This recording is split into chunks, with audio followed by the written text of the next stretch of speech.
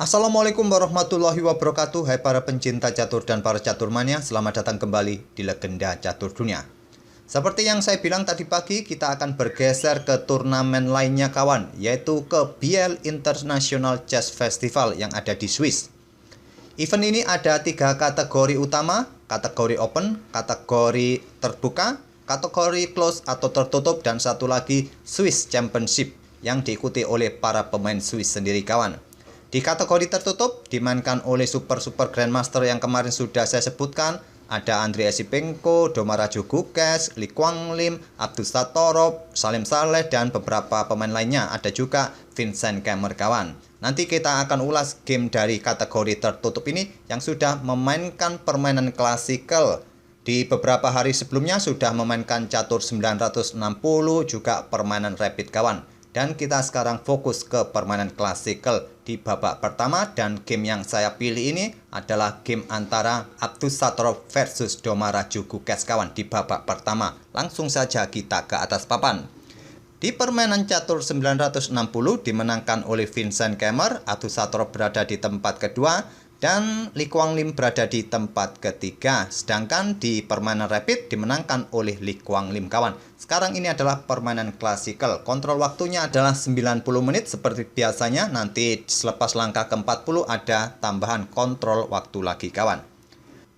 Abdusattorov pegang putih mengawali dengan pion E4, pembukaan pion raja, pembukaan kesukaannya. Jika lawan membalas dengan pion E5, Italian game kemungkinan akan dimainkan, yang merupakan pembukaan kesukaan yang sering dimainkan oleh Abdusattorov. Tapi Domaraju Gukes ini bermain dengan Sicilia defense pion C5. Domaraju Gukes ini kawan termasuk salah satu grandmaster termuda sepanjang sejarah.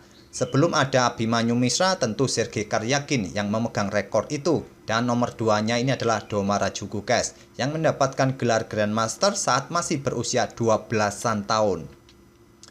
Kuda F3, kuda C6, pion D4, pion dipukul balik, kuda F6, dan tentu saja kuda C3. Dan di sini Domaraju Gukes memilih variasi pelikan atau variasi laskar dengan pion E5 serang kuda. Pilihan utama, kuda D berkembang, maksud saya bergerak ke petak B5 merupakan pilihan utama. Pilihan nomor 2 adalah petak B3. Pilihan nomor 3 petak F4, dan petak F3 ini merupakan pilihan nomor 4 kawan. Abdusattorov memilih pilihan utama petak B5, dan di sini tentu saja pion D6 pilihan utama, pion H6 pilihan nomor 2 ataupun pion A6 kawan.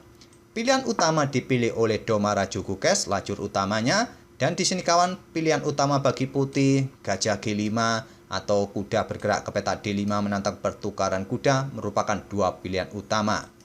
Abdusattorov memilih kuda D5 menantang pertukaran, dan pilihan utama memang diladeni seperti ini oleh Domaraju Gukes. Dipukul balik oleh pion ancam kuda, kuda mundur ke petak B8 yang merupakan pilihan utama. Langkah-langkahnya masih mainline dari variasi pelikan atau variasi laskar kawan. Kenapa tidak ditarik mundur saja ke peta ini, ke peta, maksud saya ke peta E7? Ya, sah saja kalian melangkahkan kuda. Tapi sekali lagi kawan, gajah kalian akan telat berkembang. Gajah ini membutuhkan peta atau diagonal yang terbuka. Kalau kuda kan fleksibel, walaupun tidak ada pion yang terbuka, dia masih bisa melompati pion-pion ini kawan.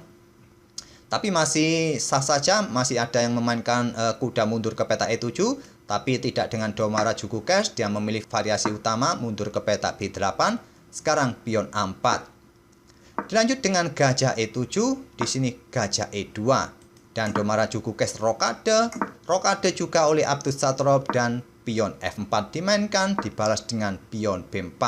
Jika hitam mulai bereksperimen berekspansi di sayap raja dengan pion-pionnya, terbalik dengan posisi Abdusattorov mulai bermain dengan pion sayap menteri. Dan pada posisi ini kawan, ada satu game yang sudah pernah mencapai posisi seperti ini sebelumnya, yaitu hitam melanjutkan mendorong pion F-nya kawan ke petak F4. Dengan variasi ini putih menang. Tapi Domaraju Gukes memiliki ide yang lain dengan langkah pion A6 terlebih dahulu untuk usir kuda, dan ini merupakan langkah baru yang belum pernah dimainkan sebelumnya di langkah ke-12 ini. Kuda mundur ke A3 agar pionnya ini tidak terhalangi oleh kuda yang jika tadi mundur ke petak C3 kawan, maka pion masih mempunyai kesempatan tempo untuk sesegera mungkin dimainkan. Pion F4 sekarang. Pion A5 untuk menghentikan laju pion dan mendapatkan penguasaan ruang, dibalas dengan gajah F5 melanjutkan pengembangan, menekan pion C2 dan pion ini langsung didorong. Coba lihat agresivitasnya Abdus Satrop bermain dengan pion-pion sayap menterinya. Di sini Domara Jukukes melanjutkan mengaktifkan kembali kudanya ke petak D7 dan Abdus Satrop melangkah kuda ke B1. Mungkin persiapan di reposisi kawan untuk menuju depan rajanya nanti untuk membantu pertahanannya, karena persiapan hitam terlihat langsung memberikan tekanan nanti di depan raja. Terlihat ini dengan aktivitas dua pionnya ini kawan, dan dibalas dengan langkah gajah F6. Menempati diagonal gelap, pion ini siap didorong. Jika ada kesempatan juga akan memberikan discover attack bagi benteng putih. Dijawab dengan gajah G4 menantang pertukaran gajah terang. Jika gajah ini sampai ditarik mundur ke petak G6 atau maju ke petak E4, ya kemungkinan gajah akan menepati pos ini melakukan ancaman kawan. Oleh karena itu langsung diterima oleh Domara Jukukes dan dipukul balik oleh menteri. Persiapan mengganggu posisi raja dengan tempo ambil pion ini, tapi di sini kawan pion E4 terlebih dahulu dimainkan untuk memberikan discover attack dan persiapan juga untuk mendukung pion F-nya nanti untuk menantang pertukaran pion. Benteng naik atau bergeser ke A3 menghindari ancaman sekaligus persiapan digeser ke lajur H mendukung menterinya mungkin. Dijawab dengan langkah gajah ke petak E5. Mempersilahkan untuk menteri melakukan skak, tapi sudah tidak bisa mendapatkan pion ini lagi. Jadi di sini Abdus Satrop memilih dengan langkah kuda D2 memberikan ancaman bagi pion, di backup oleh kuda F6 sekaligus ancam menteri. Menteri mundur ke E2 dan sekarang pion F3 karena sudah mendapatkan tempo untuk menantang pertukaran pion ini. Artinya di sini hitam mulai melakukan pengorbanan pion. Pengorbanan diterima, langkah terbaik kawan, dan tidak dipukul balik menggunakan pion E, melainkan langkah kuda ke petak H5 dengan ide memberikan jalan bagi menterinya kawan. Dengan ide membuka jalan bagi menterinya, sama-sama idenya seperti itu, Stockfish mempunyai ide lain kawan dengan langkah pengorbanan kuda di sini. Tentu saja jika pengorbanan ini diterima, ya ancamannya skakmat tentu saja kawan. Raja tidak mempunyai banyak peta, hanya ke peta H1, kemudian menteri ke peta F4, sudah tidak ada cara lagi untuk menghentikan ancaman skakmat ini. Jadi di posisi ini, saat hitam melakukan pengorbanan di sini, putih akan menjawab dengan langkah kuda, nanti bisa bergeser ke peta G3. Mungkin inilah yang jadi perhitungan dari Domara Jukukes kawan untuk mencegat pergerakan kuda putih yang nanti sampai ke peta G3 ini, melangkahkan kudanya ke peta H5. Dan kuda putih sekarang ambil pion E4, Abdus Satrop untung 2 pion sekarang kawan. Menteri ke peta H4 karena peta ini sudah dikontrol oleh kuda, oleh gajah, jadi sudah tidak ada tempo skak lagi. Tetap ancaman skakmat, tapi kuda masih bisa membackup di peta G3 kawan. Kalau sekarang melakukan pertukaran di sini, melakukan pengorbanan, ya masih ada menteri di baris kedua, tidak ada ancaman yang serius kawan. Jadi terlebih dahulu benteng A digeser ke peta E8 untuk memberikan discover attack bagi menteri putih dan dibalas dengan langkah benteng D1.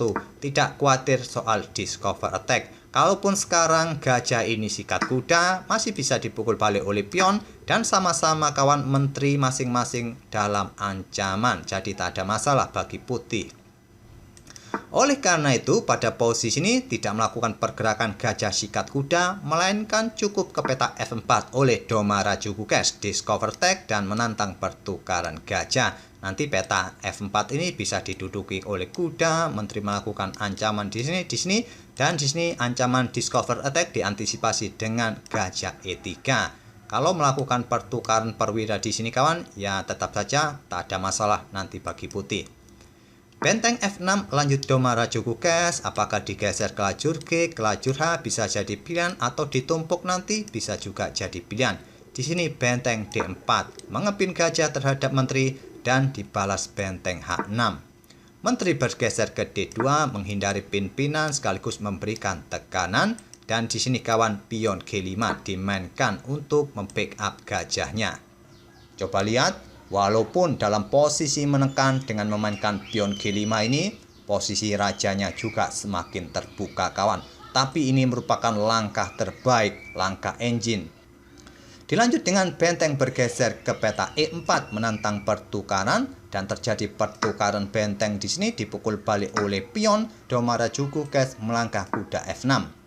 Memberikan akses bagi benteng menteri berkoneksi siap ambil pion H2 dan nanti jika ada kesempatan ambil pion E4 kawan setelah mungkin terjadi pertukaran gajah sikat kuda terlebih dahulu agar pion ini menjadi lemah, tidak ada yang menjaga. Di sini raja bergeser ke F1 menghindari tempo kawan dan Domaraju Kukes tidak melanjutkan langsung ambil pion ini kawan, melakukan pertukaran jual beli gajah dengan kuda, barter gajah dengan kuda. Kenapa tidak langsung ambil pion H2 kawan untuk mendapatkan pion? Karena putih akan membalas pertukaran gajah kawan dan putih akan mempunyai kesempatan untuk menyerang balik. Tak akan berani menteri ini melakukan skak di sini kawan karena di sini ada kuda dan tentu saja tempo sekarang sudah didapat oleh putih kawan. Oleh karena itu Domaraju Kukes memilih pertukaran barter gajah dengan kuda dan dipukul balik menggunakan pion F. Sehingga pion ini sudah mendapatkan kontrol juga oleh menteri putih. Kalau sekarang ambil pion ini juga terlihat sangat merugikan kawan karena tempo hitam dalam posisi menekan dengan bertukar menteri seperti ini tentu akan menguntungkan bagi putih kawan. Itulah keuntungan bagi putih nantinya. Jadi Domaraju Kukes memilih ambil pion E4 dan nanti benteng siap ambil pion ini jika ada kesempatan.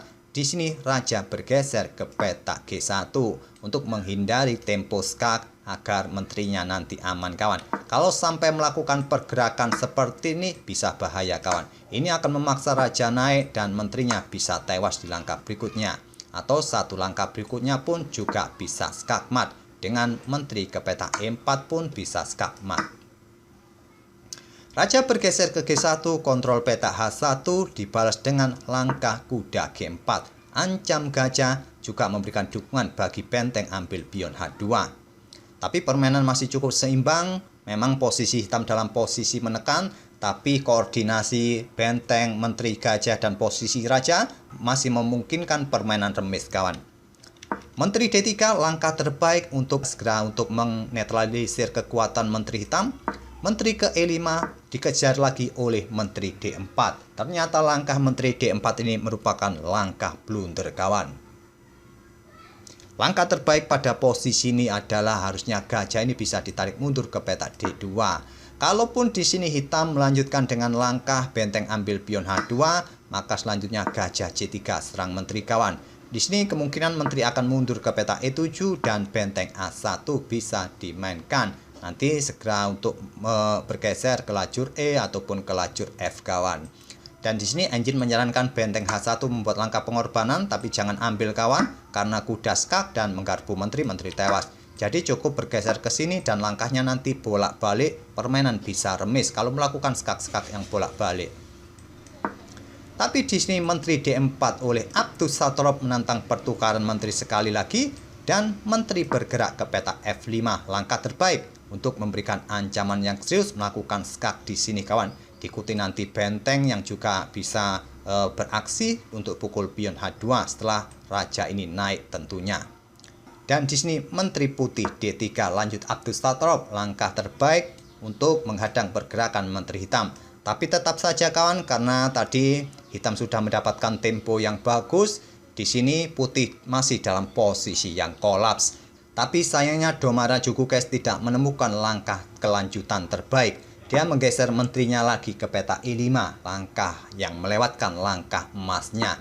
Langkah terbaik adalah sikat gajah ini kawan.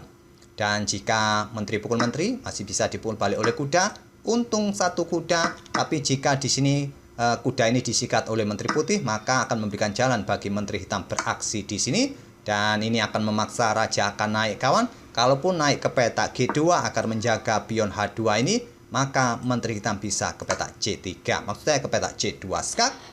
Raja turun lagi. Kalau bergeser ke sini ya benteng masih ikut bisa bermain di sini kawan. Dan nanti malah cepat skak matnya. dan di sini skakmat di sini kawan. Jadi di posisi ini tadi raja tadi turun ke G1 dan selanjutnya di sini menteri akan ambil pion H2 skak. Raja bergeser diikuti skak-skak terus nanti kawan, dan ujung-ujungnya juga adalah ancaman skakmat atau paling tidak menteri putih ini tewas. Oke, kembali ke langkah aslinya. Di sini tadi menteri ke E5 oleh Domaraju Gukes, dan sayangnya pada posisi ini kawan, Abdusattorov kembali membuat langkah menteri D4. Langkah terbaik tadi ya gajah D2 seperti yang saya sebutkan di alternatif langkah sebelumnya.